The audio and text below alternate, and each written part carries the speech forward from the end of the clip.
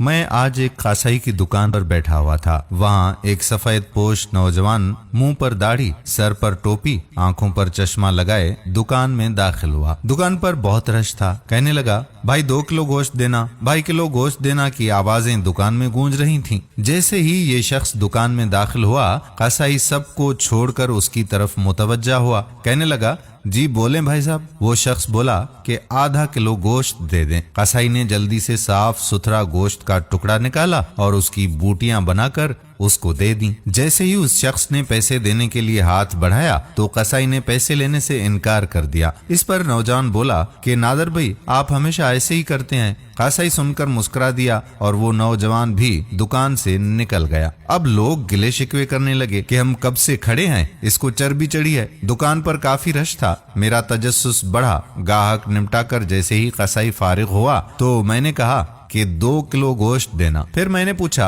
कि थोड़ी देर पहले आपके दुकान पर जो शख्स आया था, आपका कोई रिश्तेदार है क्या? सारे ग्राहकों को छोड़कर आपने सबसे पहले उसको गोश्त दे दिया। कसाई मुस्कुराया और बोला, जी नहीं। मैंने तजस्सुस में पूछा, तो फिर? कसाई बोला कि वो मेरी मस्जिद के इमाम साहब हैं। जो शख्स मेरी आखिरत की फिक्र में रहता है, मेरी नमाजों की जिम्मेदारी ले रखी है, मेरे बच्चों को नमाज और कुरान पाक सिखाता है, तो क्या मैं उसके साथ अच्छा सलूक ना करूं? मैं बोला, ओह अच्छा, मगर तुमने उससे पैसे भी नहीं लिए? तो कसाई बोला कि क्या तुम्हें नहीं पता कि मस्जिदों के इमामों को क्या दिया जाता है? इतने का तो आप महीने का सिर्फ सिगरेट ही पी जाते हो। मैं बोला, बात तो तुम्हारी सच है। कसाई कहने लगा कि भाई ये हमारी कौम का सरमाया है, इनको बचाना हमारा फर्ज बनता है। बाजार के सब दुकानदारों ने ये मुतफिका फैसला किया है कि मौलाना साहब से कोई पैसे नहीं लेंगे। सिर्फ मैं ही नहीं, ये जनरल स्टोर वाला, किराने वाला,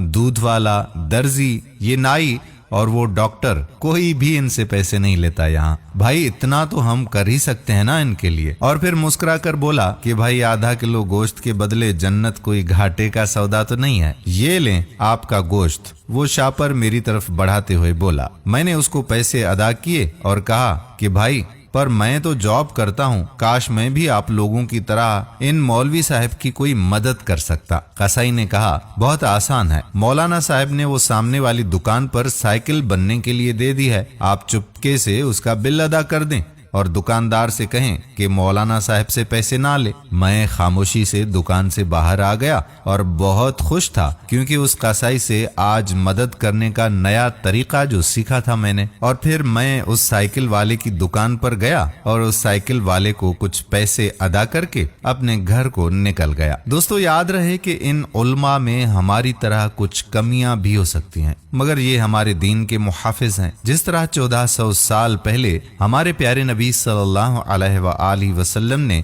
ये दीन अपनी उम्मत के उलमा के हवाले किया था, इस तरह उनकी बका हमारी जिम्मेदारी है। इन्होंने दूसरी कौमों के उलमा की तरह दीन का सौदा नहीं किया, बल्कि इस दीन को पूरी ईमानदारी के साथ आगे फैलाया है। आए हम भी उनकी इस तरह से मदद करें जैसे उस कसाई ने हमें सिखाया। उम्मीद करते हैं कि ये प्यारा पैगाम आपको जरूर पसंद आया होगा और इस पैगाम को आम करने में हमारी मदद करेंगे। इस वीडियो को शेयर करेंगे। आने वाली वीडियो तक आपका अपना मेजबान कादिर बख्श कल्होड़ो आपसे इजाजत चाहता है। अपनी दुआओं में याद रखिएगा। अल्लाह हाफिज।